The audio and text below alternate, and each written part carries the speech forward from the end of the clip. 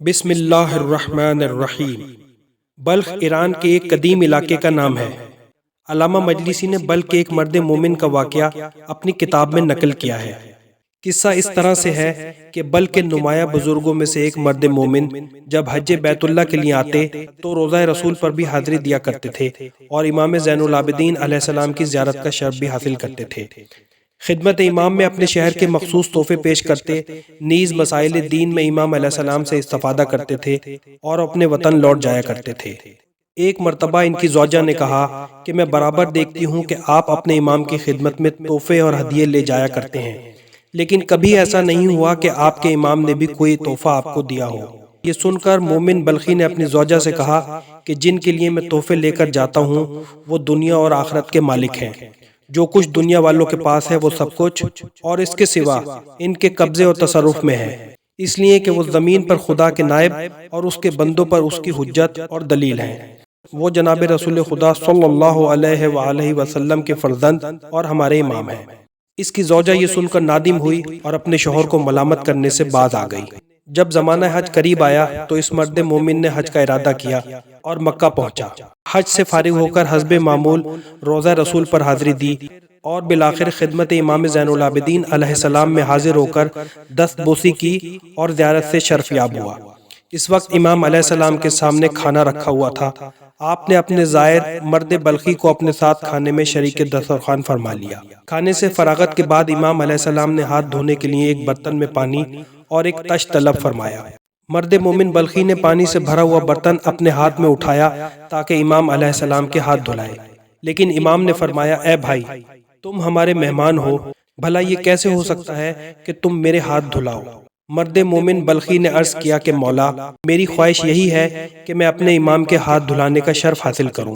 امام علیہ السلام نے فرمایا اچھا، اگر تمہاری یہی خواہش ہے تو خدا کی قسم میں تمہیں وہ سب کچھ دکھاؤں گا کہ تم خوش ہو جاؤ گے اور تمہاری آنکھیں ٹھنڈی ہو جائیں گی۔ چنانچہ انہوں نے امام علیہ السلام کے دستے مبارک پر پانی ڈالنا شروع کیا، یہاں تک کہ وہ تشت پانی سے 1/3 بھر گیا۔ امام علیہ السلام نے فرمایا کہ تشت میں کیا ہے؟ مرد مومن بلخی نے کہا حضور پانی ہے۔ امام علیہ السلام نے فرمایا نہیں، بلکہ یہ تو یاقوت سرخ ہیں۔ جب اس نے تشت میں دیکھا تو اسے پانی کے بجائے یاقوت سرخ نظر آئے اور وہ حیران ہو گیا۔ پھر امام علیہ السلام نے فرمایا اور پانی ڈالو۔ مرد مومن بلخی نے پانی ڈالنا شروع کیا، یہاں تک کہ تشت پانی سے 2/3 بھر گیا۔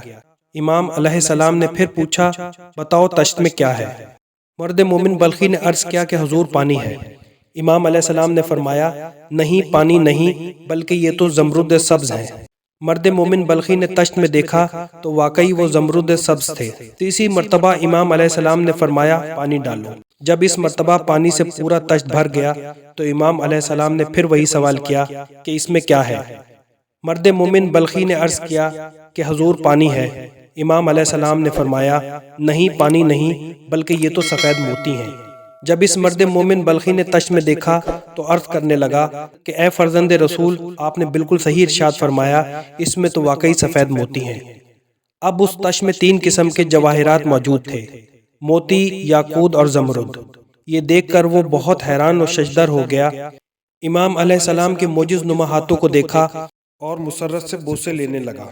امام علیہ السلام نے فرمایا اے شیخ، ہمارے پاس کچھ بھی نہیں کہ تمہارے تحائف کے بدلے میں کچھ دے سکتے۔ ان جواہرات کو اپنے تحائف و ہدایہ کا عوض سمجھ کر لے جاؤ اور ہماری طرف سے اپنی زوجہ سے معذرت کرنا، اس لیے کہ اس نے ہم پر ناراضگی کا اظہار کیا تھا۔ اس مرد مومن بلخی نے اپنا سر شرم سے جھکا لیا اور عرض کیا مولا، آپ کو میری زوجہ کی اس گستاخی کی خبر کس نے دی؟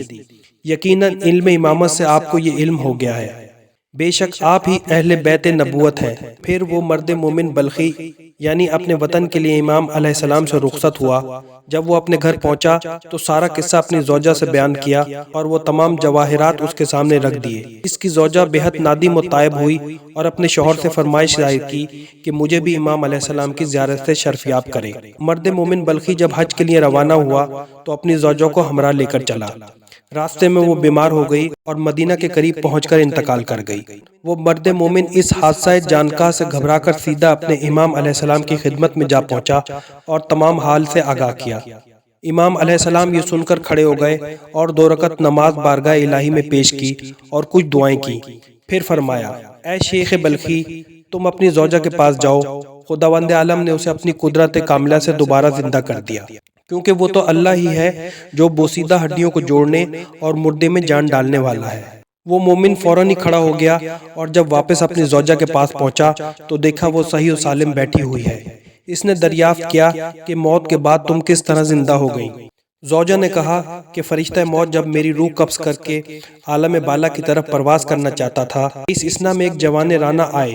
جب ملک الموت نے انہیں آتے ہوئے دیکھا تو سلام بجا لایا اور قدم بوسی کی اور مسلسل کہے جا رہا تھا کہ اے اللہ کی حجت امام زین العابدین علیہ السلام، آپ پر سلام ہو۔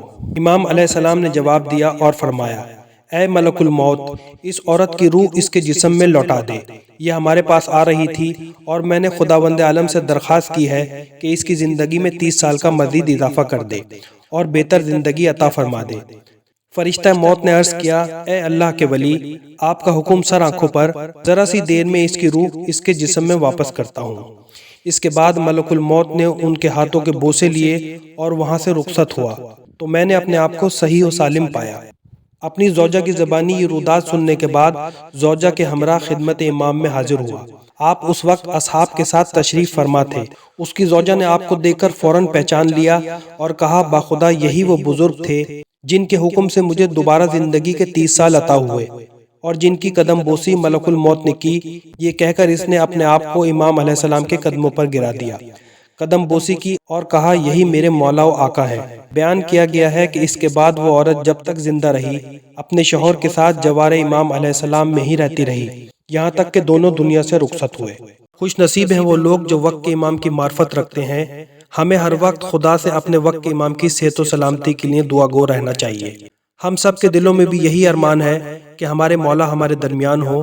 ہم ہر روز اپنے آقا و سردار کی زیارت کریں اور ان کی خدمت میں اپنے تحفے اور ہدیے پیش کریں، مگر ہماری محرومی ہے کہ ہمارے وقت کے امام پردہ غیب میں ہیں اور ہماری پہنچ ان تک نہیں ہے۔ اس دوری کے باوجود بھی ہم روحانی تحفے اور ہدیے آسانی سے اپنے امام کی خدمت میں بھیج سکتے ہیں، جیسے 2 رکعت نماز کا ہدیہ، درود کی تسبیح اور تلاوت قرآن کا ہدیہ اور دیگر اعمال امام کی نیابت میں انجام دے کر امام کو تحفے بھیج سکتے ہیں اور بدلے میں امام زمانہ علیہ السلام کی دعائیں، خوشنودی اور شفاعت کے تحفے لے سکتے ہیں۔